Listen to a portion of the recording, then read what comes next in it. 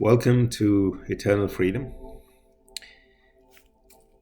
Once it so happened that Jack and Jill were traveling on their bike, and Jack was driving, and they came across a very narrow bend on the road, and Jack lost control of the bike, and as a result, they both landed in a ditch.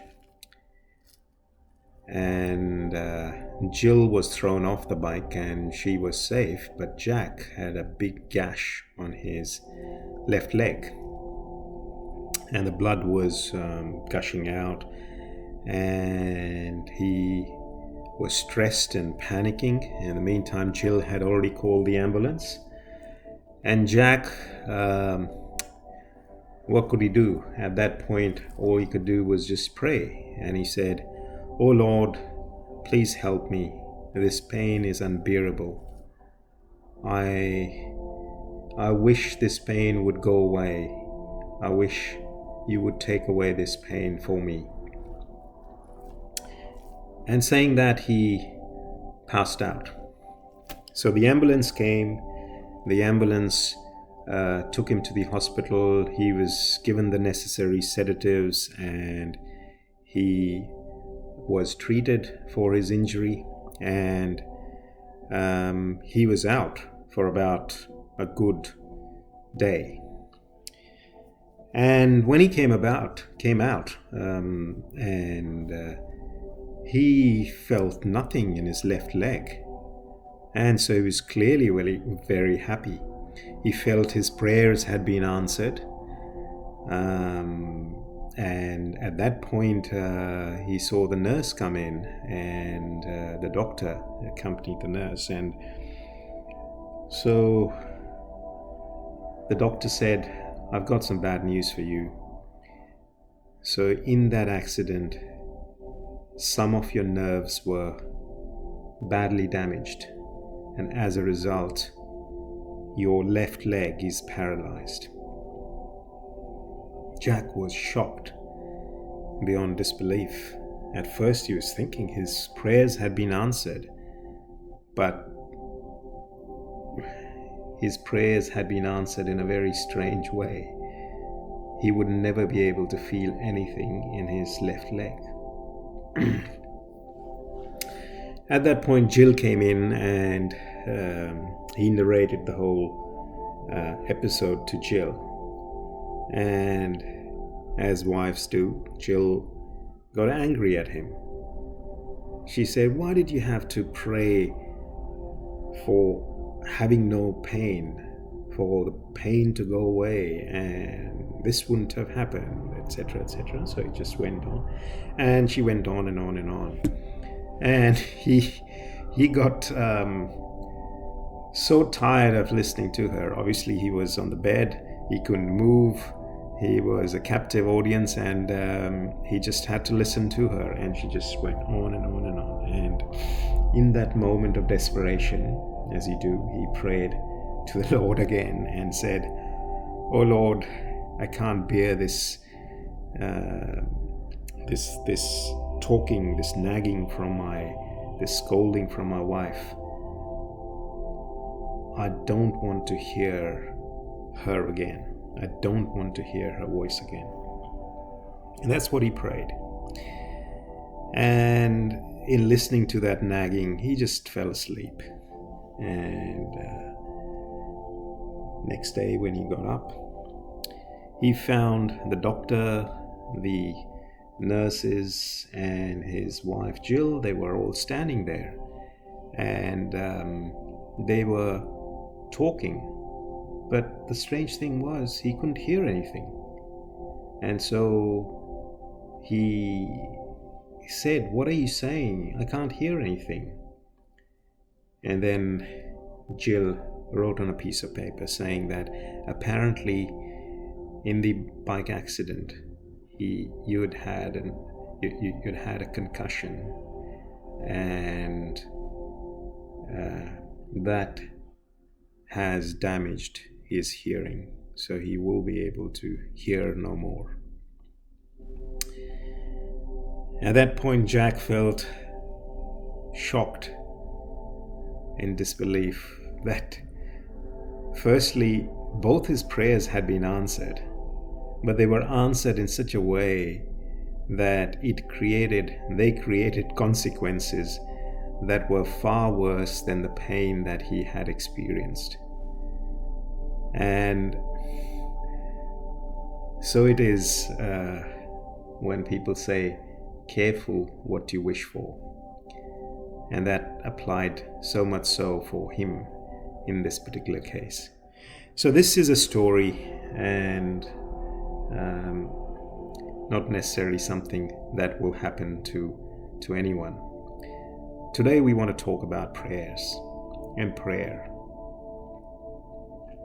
What are the essential elements of a prayer, and how to effectively pray without causing these kind of side effects that Jack clearly did in this story. So the first thing about prayer is that you pray to someone and you pray for something.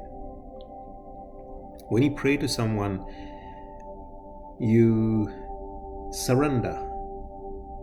Surrender is the key element of prayer. You need to surrender completely. Whether you're praying to a god, a goddess, Jesus, Allah, Buddha, whoever you might trust in, that surrender to that being that you're praying to has to be complete.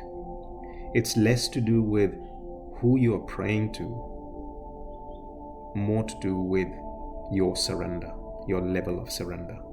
You could easily pray to a stone statue, but if your surrender is complete, the likelihood of your prayer being successful is very high. So that's the first element of prayer. The second part of a prayer is intention. What is your intent, and how strong is your intent?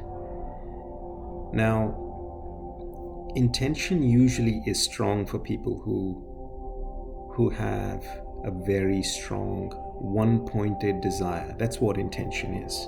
It's a one-pointed desire for something. And it is so one-pointed that your feelings, your desire, your entire body is synchronized to that intention. And so what you intend, or what your intent is, that has got a very high likelihood of manifesting, especially when there's synchronicity between your thoughts, your prayer, or your actions, and your intention or desires. So in order to cultivate a strong intention, the more focused your thoughts are, the better. The less your thoughts are, the more focused they will be.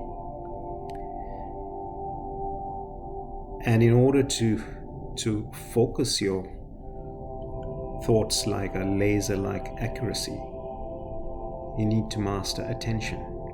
Your attention, at least for the duration of the prayer, has to be completely on the prayer.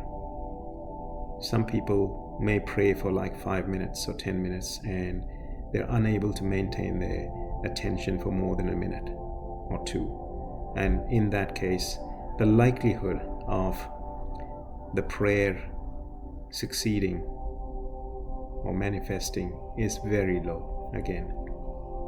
So there are different attention practices you can practice to strengthen your concentration and your focus. Now, the third thing we talked about was emotion. The emotion, you got to believe in what you're praying. So the emotion has to be very strongly aligned. You need to energize the prayer. And the more you energize the prayer with your intent and your feelings and your emotions, the more likelihood that the prayer will come true. the last aspect of the prayer is the words, the prayer itself, or the content that you use to pray. Now, most people have got this misconception that if I chant a mantra, or if I chant a well-known prayer like Our Father in heaven, holy be thy name, thy kingdom come, or hallowed be thy name. So these prayers have been used by many a people. But if the prayer doesn't mean anything to you, if you don't feel that energy, then the prayer is of no use. Those words are of no use. It's much easier to come up with your own words. You might say, "Oh Lord, in this difficult time, please give Jack and Jill the courage and wisdom to conquer their difficulties." As simple as that. You can use something like that. So the words are very important. They need to mean something to you. And lastly, of course, when you pray, who you pray for is also interesting. Now, at least my experience has been that when you're praying for someone selflessly, the prayer has a very high likelihood of manifesting. But when you pray for yourself,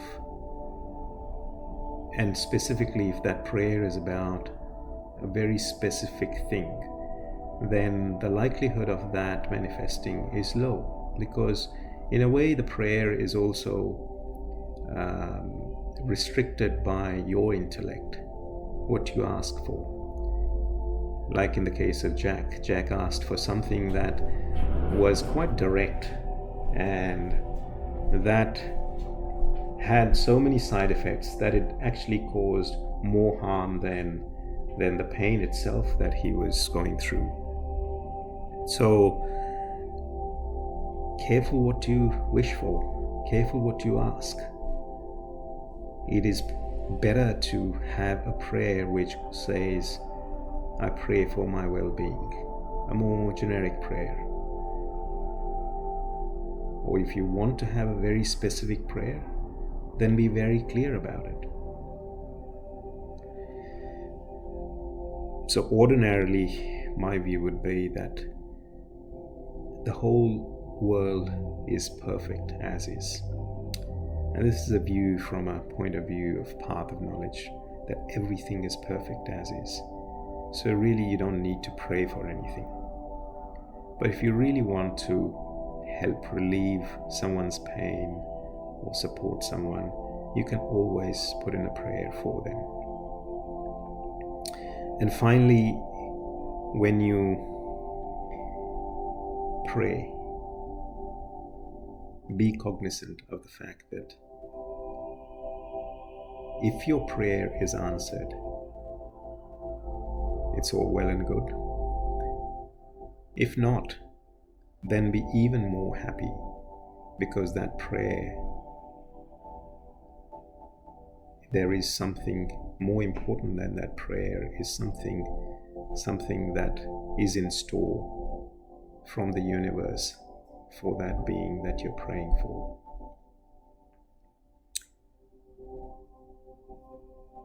So with that, we've shared some key attributes of prayer. Happy praying.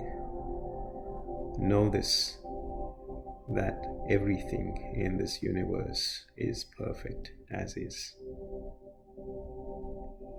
Prayer is also an illusion. The feeling that you can pray for something and you can change something, that is an illusion. All that appears is illusion. But having said that, if you like to pray for someone, please go ahead and pray. Thank you.